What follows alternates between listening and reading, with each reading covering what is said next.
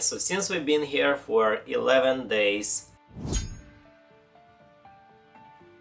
this cruise was a longer cruise for us, because the first one was 7. We are leaving with a little bit of less of fear of missing out, because we had a good balance of exploring the locations, at the same time the ship, although I still think there is much more things that we didn't do on the ship. Staying longer gave us more time to relax and enjoy the ship, and also be able to do excursions, but at the same time experience more things that we would not have experienced have we been here on a shorter period of time. Such as they have some themed nights on the dinner. Oh wow! Wow! That's a lot. We were able to experience the baby back ribs before on the 7 nights, but here we were able to do that, but also like the Thomas Keller fried chicken and the 48-hour braised beef from the patio. And we also experienced the chef's dinner, wherein the chef carefully selected all these things, which was great. Basically, the restaurants, the majority of them, they will have something new every day for about 14 days, and then they'll go again and again. So when you have here 7 days, you may experience only half, and you cannot have 3 dinners in 1 day, so you'll be missing out on things. But if you come here for 11 or 14 days, or as some folks we met that they are here for 60 days already, 60 days. then you'll have the full taste of this type of cruise. They were explaining 60 days on the ship was never boring. It was always hectic in terms of they were out and about every day and they had something to do. Because there's so many things to do in the ship, really. The shows, right? Some talks. House fun. Some sail away parties. Captain's parties. There's so many things that you can do on board that will make you not feel like I don't have anything to do. Okay, so the demographics that you're gonna notice when you cruise with Seabourn, we have noticed them to be 60 and above. Although you would find some that are younger, and you know, us as well, when we're having fun. And most are couples, right? That you would notice. Yes, it's mostly couples. We didn't see any families like with kids, although it's a mother and daughter. Yeah. We've seen a mother and daughter, Yeah. friends, right? Now, for solo travelers, they do have certain promotions at times that will allow you to sail alone. And they do have programs wherein you're able to dine with, let's say, the captain. We've seen the staff hold events where they would sit with them and get invited. And there's a DJ. So there's a lot of moments that you can interact with the other guests. So fret not, if you're a solo traveler, this is still a cruise for you. And what kind of folks do we find here? Mostly it's professionals like doctors, lawyers, business owners. Every time we engage with a conversation with someone, it's something interesting. It's an interesting story. It's an interesting background. They have a lot of stories. Differences. So our first cruise was, as we spoke before, was the Seabourn Encore. This one is Seabourn Quest. The main difference, it's the size and the capacity. This one is about 450-ish passengers, when the Seabourn Encore was 30% more, which is 600 passengers. Also, that it makes it possible because of the extra deck, and with that comes extra width and length of the ship. And of course, probably something that we missed in this ship, and that's in that one. Seabournの寿司へようこそ!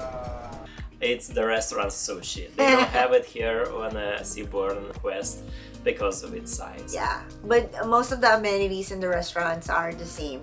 But you will have a more intimate feel here. It's a lot easier to go from places, and it feels kind of like a family sometimes, right? Because the staff here does a phenomenal job of getting to know your name. They try to do their best to to make you feel at home and welcome. Another difference in between the ships that the Encore, it's a little bit newer vessel, and it was designed that all the rooms will have the balconies.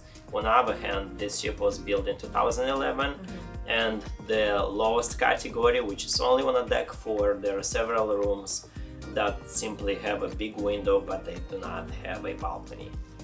And we don't have the retreat here, unlike That's in right. the Encore and the Marina. So the Marina is also not being done here, like the Marina Day.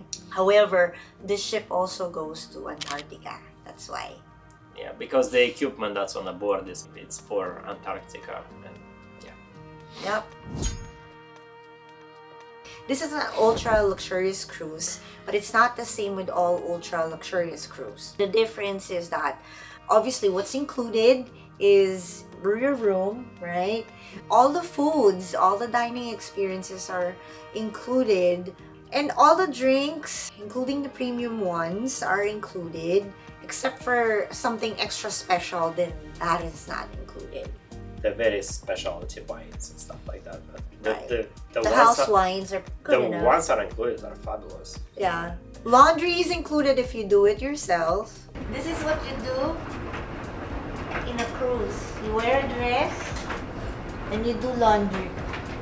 Why? So you look good for your husband. Right? Now, if you do decide that you want someone to do it for you, they can, but that's at an extra price. They have a 24-hour room service, so make sure to make note of that. You can order caviar. With unlimited caviar. That's nice. What's not included? Basically the spa. Wi-Fi is not, but they have packages that you can purchase. Excursions are also not included, but you have an option to pick.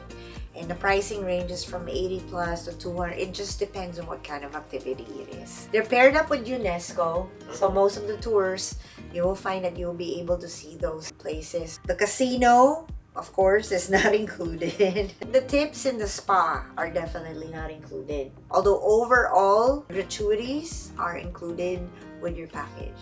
You feel that someone stood up to you and you want a tip? It's totally up to you. Yeah, because that would make their day. Yeah. Another thing that is different from this cruise, aside from it being longer as from the last time, is that this time we were able to stay in a penthouse suite. You want to elaborate what's the experience like? Yeah, you get lost sometimes because there is many doors. I would like actually to say something to off balance that everything we loved. They use the same brand of TVs in a living room and in a bed, and the same remote control can be used for both of those TVs. And sometimes I'm browsing something on one of the TV and another TV creeps in and start playing some music. That becomes a creepy moment that you're like, who else is trying to turn the other TV on? Any type of room here is great. Whether it's the ocean, the veranda, the penthouse, or the owner suite, or whatever suite you, of course, it's the overall experience because the ship is wonderful.